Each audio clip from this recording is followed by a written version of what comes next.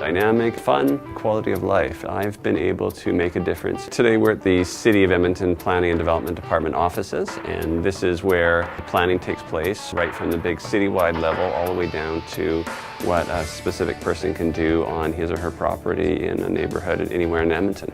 The Planning and Development Department has a pretty exciting mandate in terms of looking into the future. Not years, but decades, to see what may happen and to prepare the City of Edmonton for that future.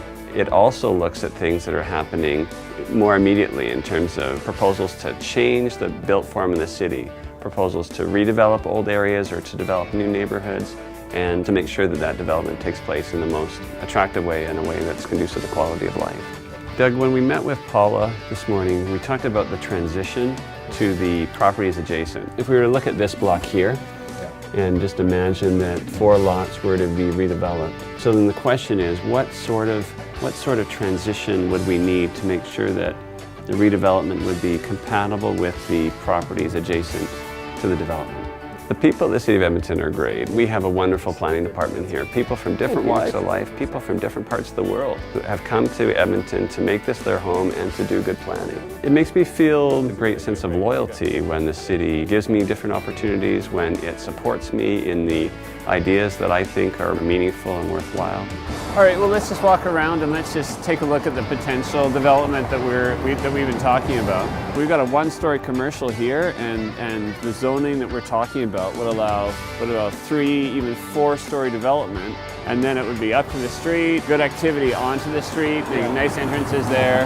And then again, if we could have on-street parking, at least when it's not a rush hour, then it would just make it so much more pedestrian friendly.